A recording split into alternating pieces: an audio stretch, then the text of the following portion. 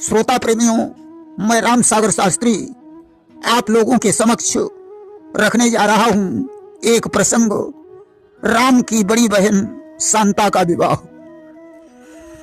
देखिए, रावण ने दशरथ और कौशल्या का विवाह रोकने का बड़ा प्रयास किया, परंतु लाचार हो गया। विवाह हो जाने के बाद इसने ब्रह्मा जी की तपस्या की। ब्रह्मा जी प्रकट हो गए। उन्होंने रावण से कहा, वत्स वरदान मांग लो। तो जानते हो रावण ने क्या मांगा कि दशरथ नृप बीरजते कोई और जगमा पुत्र प्रकट ना होई। रावण ने कहा, ब्रह्मन, दशरथ के वीर से संसार में कोई पुत्र न उत्पन्न हो, मुझे यह वरदान देने की कृपा करें। आज रावण का वचन सुनकर ब्रह्मा जी दुखी हो गए, परंतु ये वो मस्तु कहना पड़ा। वरदान देकर ब्रह्मा जी अंतर्ध्यान हो गए कि सुनी ब्रह्मा अतिशय दुख माना और एवं मस्तु कही की न पयाना। धीरे धीरे समय चक्र आगे बढ़ा। कौशल्या के द्वारा एक कन्या का जन्म हुआ। गुरु वशिष्ठ ने उसका नाम शांता रख दिया। परंतु शांता के जन्म लेने के पश्चात अयोध्या में 12 वर्ष का अकाल पड़ गया कि 12 वर्ष न बरसो पानी और भई सभी तो प्रजा अकुलानी। अब तो प्रजा में त्राही त्राही मच गई। आज महाराज दशरथ चिंता में डूब गए। उन्होंने गुरु वशिष्ठ से पूछा, मुनिवर, अब मुझे क्या करना चाहिए? वशिष्ठ जी ने कहा, राजन, यह कन्या किसी निसंतान को दान कर दो, यही बेहतर उपाय है। कौशल्या की बड़ी बहन वर्षिणी अंग देश के राजा रोमपाद को विवाही थी। उसके कोई संतान नहीं थी कि रोमपाद नृप के यहाँ हुई न थी संतान। अस्तु बुलाकर उन्हीं को कन्या कर दी दान। अस्तु महाराज दशरथ ने वर्षिणी और रोमपाद को अयोध्या में बुलवाया और शांता को गोद दे दिया।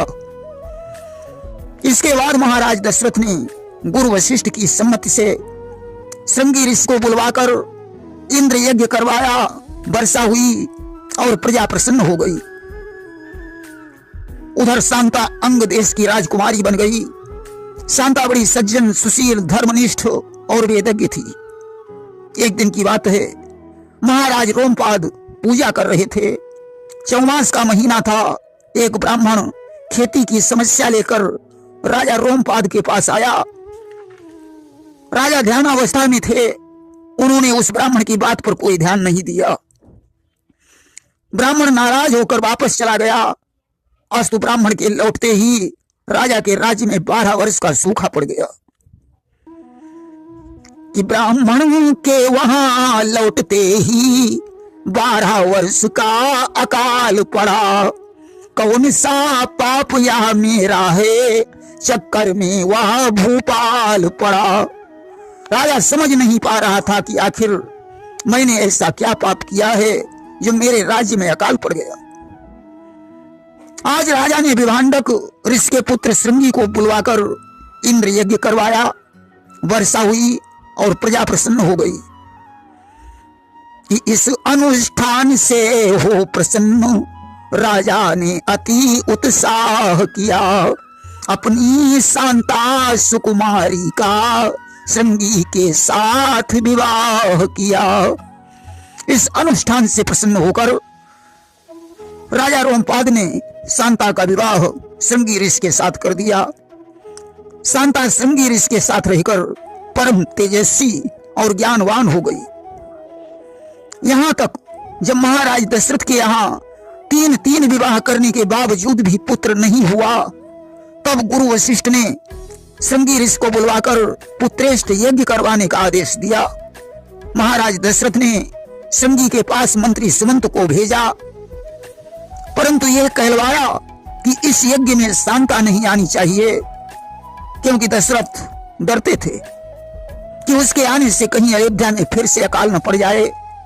श्रृंगी ऋषि ने सुमंत से कहा, शांता हमारी पत्नी है, यज्ञ में वह ऋतिक होगी, बिना शांता के मैं यज्ञ करने के लिए नहीं आ सकता हूं। अस्तु तुम सर्वप्रथम मेरा यह संदेश दशरथ को सुना देना कि महिपाल याद रखना इतना, मेरी पत्नी भी आएगी, पदभार ऋतिक काले करवा, पुत्रेष्ट यज्ञ करवाएगी।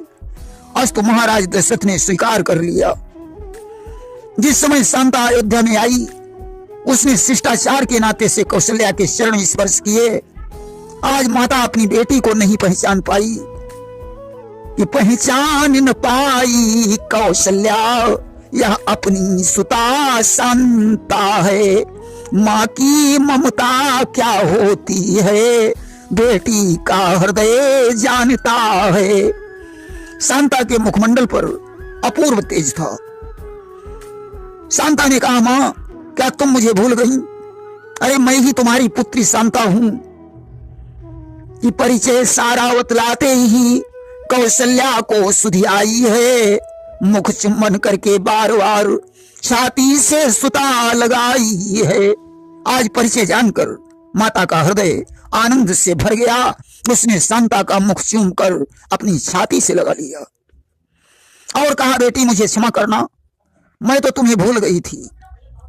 तब तक महाराज दशरथ भी आ गए। उन्होंने कौशल्या से पूछा। कौशल्या ने कहा, स्वामी यह अपनी पुत्री शांता है। कि दशरथ को भी आश्चर्य हुआ, मन ही मन उसे प्रणाम किया। यह अपनी सुता शांता है, राजा ने भी पहचान लिया। आज महाराज दशरथ ने शांता को मन ही मन प्रणाम किया, परंतु इस चिंता में डूबे रहे कहीं राज्य में फिर से सूखा न पड़ जाए। गुरु वशिष्ठ ने दशरथ को उदास देखा और कहा, राजन चिंता करने की जरूरत नहीं है, अब सूखा नहीं पड़ेगा, क्योंकि संगी ऋषि जिस भूमि पर अपना चरण रखते हैं उस भूमि में वर्षा और समृद्धि होती है। आज दशरथ के विकार को दूर कर पुत्रेष्ट यज्ञ का प्रारंभ करवाया।